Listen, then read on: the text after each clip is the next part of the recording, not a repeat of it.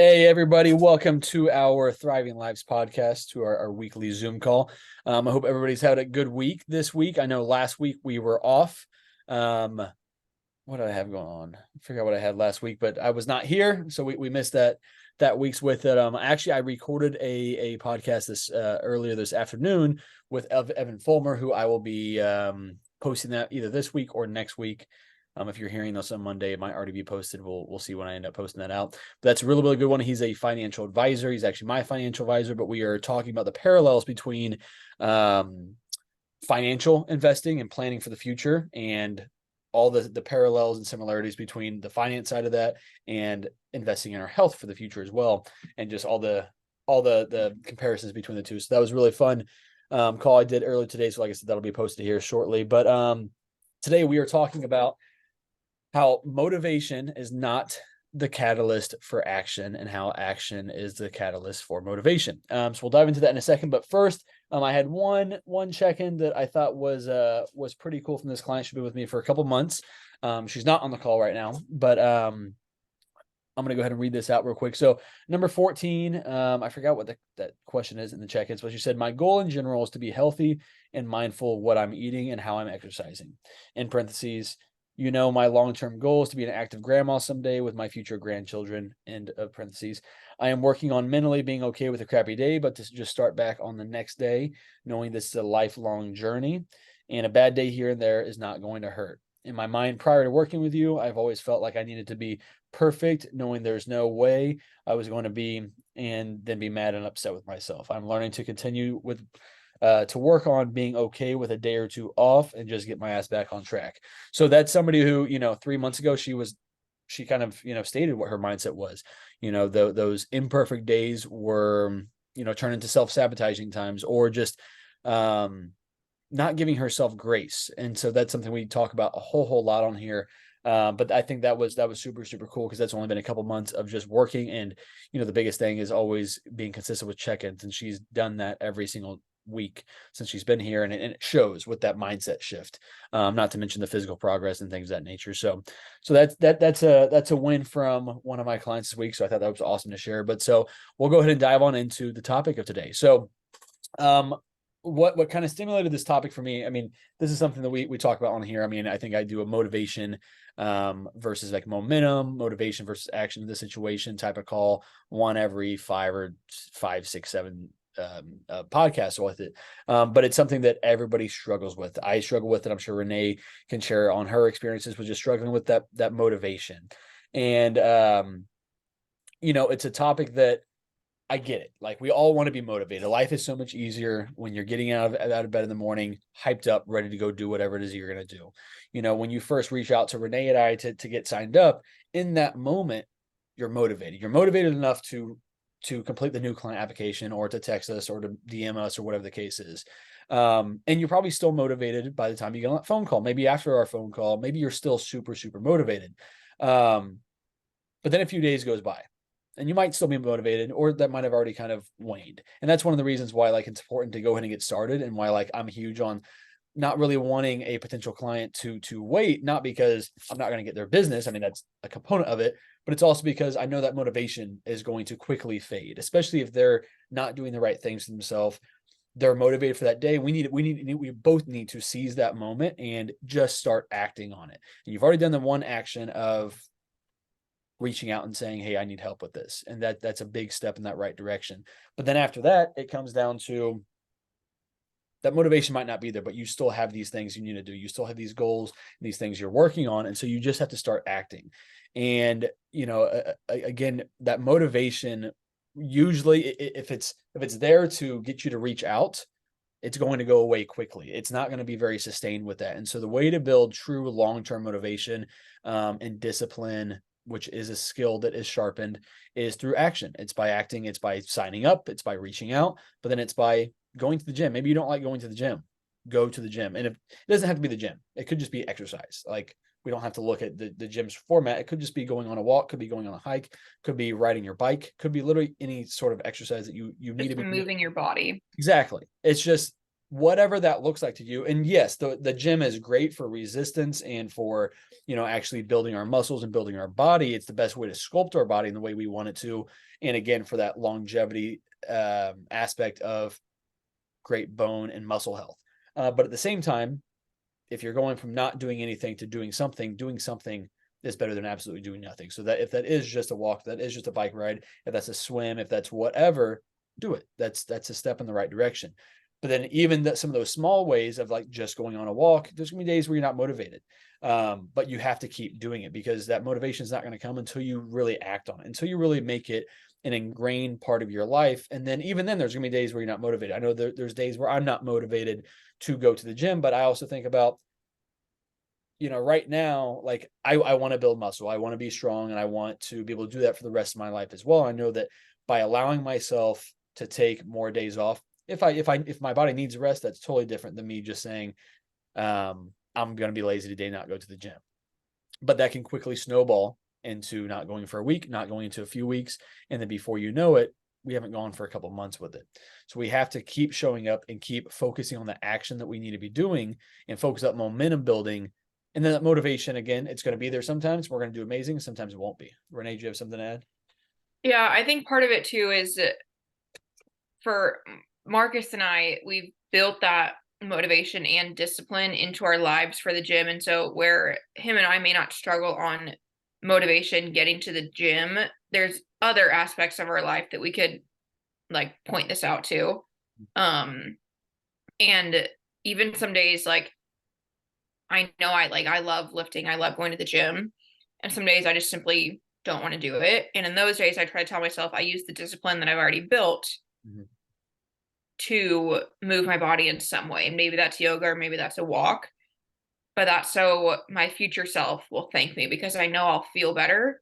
And that's where a lot of that motivation then goes into, is when it turns into that internal motivation of feeling better, not just wanting to be better for a certain trip or a certain event, but when you've built that long enough. And the only way to do this is through time. Like just it can't just happen overnight. Yep. Time has to play a factor into it. Yeah, it definitely does. And I like that you brought up that it's other segments too, because I kind of got tunnel vision focused on the workout side of it, but it's not just that. I mean, some people that comes easy to them, and it's not the workouts that are hard, but it's the nutrition side of it. It's the meal prepping side of it. It's the turning off the damn TV to get to sleep side of it. And those are all the actionable steps that in the moment we might not be motivated to. We might not look forward to turning off the TV early or whatever the case is. But like Renee said, it's that delayed gratification. It's that, how am I going to feel about my choice tomorrow? When I wake up tomorrow, am I going to be happy and grateful for my yesterday self for going to bed early, or for eating the right foods? So then my Thursday self is not upset with my Wednesday self because I just fed myself all this junk that now I feel terrible about on Thursday. Not mentally terrible about, but like physically I don't feel good with it. It's replacing that immediate gratification for the delayed gratification, and then all of the benefits that come alongside that.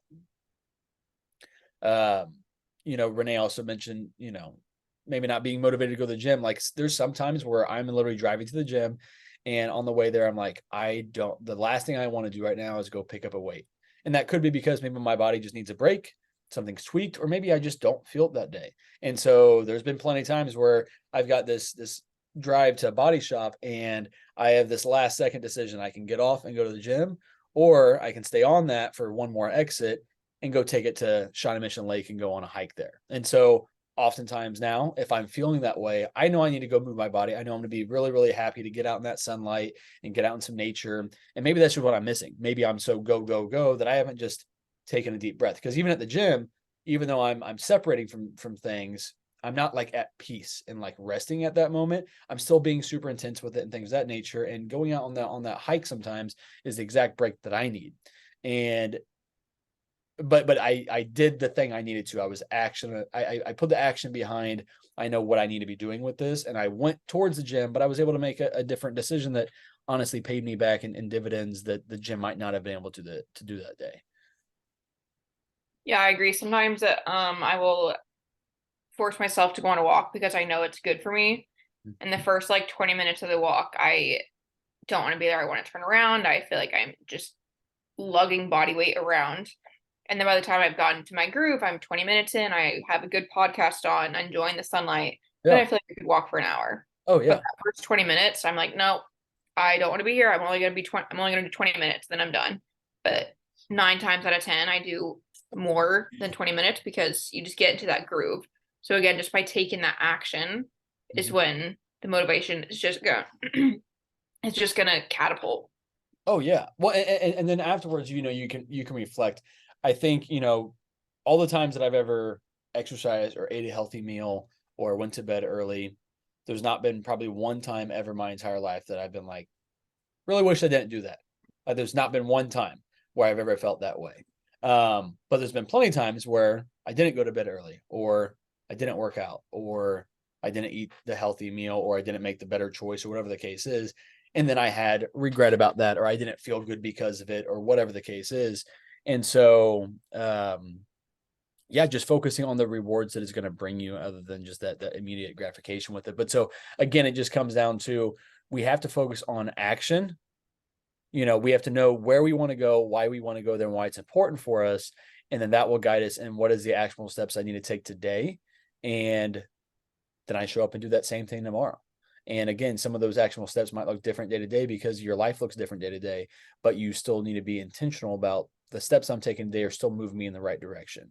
And that's why we don't have 0 days. A 0 day is when you can't do one thing, so you throw away the rest of the day, and your eating is trash, and your exercise is trash, and your water intake is trash, and yada yada yada. There's no reason to have a bunch of 0 days. Now, there's gonna be a couple occasions throughout the year that I'll have this, or that I even recommend other people have, like Christmas or Thanksgiving might be one of those days. I might not be going to work out. My water intake I might try to be intentional about, but it might slack a little bit that day. And those days are fine though. Again, those are few and far between. Those are the exceptions to the rule, but your consistent days need to be filled with your actionable steps that is taking you towards where you want to be at. And then again, you're going to have a lot more days that are motivated. But I always tell people, the days that you're motivated initially at the beginning of your journey, they're going to be few and far between when you're really, really excited to go work out, when you're really excited to go meal prep, when you're really excited to to eat the right foods, because you're battling the old you're battling some of those things with it. But yeah, so Kate, I mean, the whole thing with this is stop waiting on motivation. I see this so many times in check-ins and phone calls with people struggling with their motivation because they're waiting and they're waiting and waiting for this motivation. Well, the common theme here is that shit never happens. And that's also the reason why people start so many diets or workouts or lifestyle changes, because they're finally motivated for it. But again, we know that's going to ebb and that's going to flow and that's going to be non-existent the next day. And that's why people start and stop so many different lifestyle changes, because you're constantly relying on motivation. You're constantly relying on the perfect window of time to start doing something, and just start acting. Take off the option of doing what you should do and not doing what you should do, and just give yourself no option to do it. There are things I need to be doing. I have the time to do it. I have the capabilities to do it. I'm just going to do it. And then eventually I'm excited to do those things more times than not.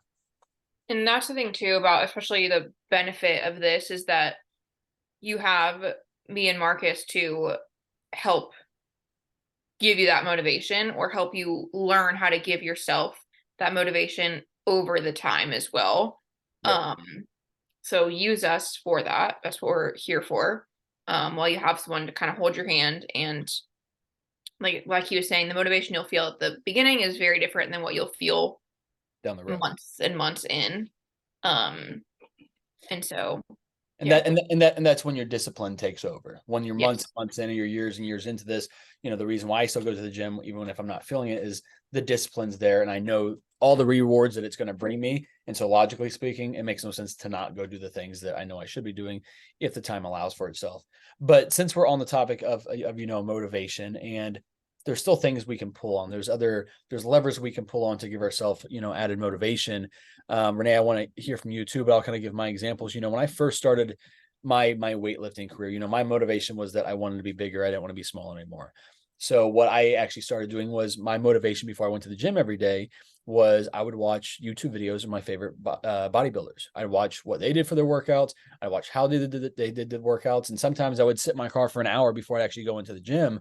And granted, I was, 15, 16 up through my early 20s. I had the time and the luxury to go do that. but I just dove into it all, and it was very, very beneficial for me. What were your kind of motivating things when you started kind of doing this more, Renee? Was it more just for, you knew that you needed to get healthy because you weren't feeling great, or what was your motivating factors initially? Yeah, so mine was originally trying to get mentally healthier. I said in the one of the last episodes that I kind of changed a lot at once. But the main factor for me was trying to just get mentally healthier, and in that mindset of, okay, I just need to try to maybe move my body to see if that's going to help. I started noticing my body change, and that's for me when I started just to feel it internally of, oh my gosh, I feel so much better when I move my body. And I got lucky enough to be someone that fell in love with the gym and fell in love with lifting and things Yep. like that. And I think that's the biggest thing too, is that not everyone though is going to fall in love with the gym, and that's totally fine. Yeah. You may fall in love with walking, you may fall in love with yoga, you may fall in love with cooking, something else along those lines of gearing towards that healthy lifestyle. But at the end of the day, it's still, I had the motivation of, okay, mentally healthier. Mhm. And then that just brought on so many different little like tree branches Yeah. of other motivation, if that makes sense. No, that definitely does. That 100% does. And I like that, we have two different angles as to why we kind of got started. Yours was for the internal health and that mental health side of it. Mine was for the physical benefits that it was going to bring me. But both have still aligned us kind of both in the same direction, that we still do it for very similar reasons. Our starting reasons might be a little bit different with it, but our continuing reasons are all aligned with it. And really, that checking from that client that I read before this is a great example of that. She stepped into the uncomfortableness, of doing things differently than she's ever done it before, and really invested in herself throughout this entire process. And now she's much more highly motivated to do the things that she's doing with it. So yeah, that's awesome. I don't think I have much else for you guys today. You getting off easy, but Allison, Amber, Krista, Chris, and Kaylin, welcome. I know this is your guys' first Zoom call as well. They just got started a couple days ago. I've been kind of messaging back and forth with you guys. You don't have to share if you guys don't want to, but I was excited to see your guys' messages after your first few days. They also just got married like 10 days ago or something like that. So congratulations, you bunch of Congrats. you newlyweds. But yeah, like I said, thanks for being here, all of you friends on here. And tomorrow is check-in day. Chris and Kaylin, you just got started, so we don't expect huge results after just 3 days with it. But just show up on those check-in days. The more you show up for those check-in days, the more you show up here and keep investing to this, the better off you guys are all going to be. But that's all I got for you guys tonight. Renee, you got anything else you want to add to that? I feel like we kind of hit this one home from all the different I angles. know. I feel like I think we We just can keep saying it over and I over for the next know. hour. I can change my wording. That's usually what I do, but I'll spare you all that. Chris just texted me actually. Oh, I gotcha. No worries. He said his iPad doesn't allow for sound. Perfect. Perfect excuse to not say anything on here. You're good, dude. All right, y'all. Well, see you guys on check-in day over the next couple days. I'm trying to think about anything coming up that I need to talk about. Our baby's due in 6 weeks. I'll be kind of announcing how things will look moving forward. Really, the only thing to say is just that I'll probably take off one full weeks of like check-in days and like responses that 1 week. And we'll kind of, Renee and I will kind of talk about how we'll handle that as well. But then that's really it though. So once a baby gets here, that's really the only change, is maybe just 1 week off for myself. And then after that, it'll just be kind of delayed response times more than usual. But aside from that, it's really going to be business as usual. So I think that's really the only thing we have coming up, aside from hopefully the Chiefs get back on track this weekend. Anyway, you guys have a great rest of your night, and I will talk to you guys next week. Have a good one. See y'all.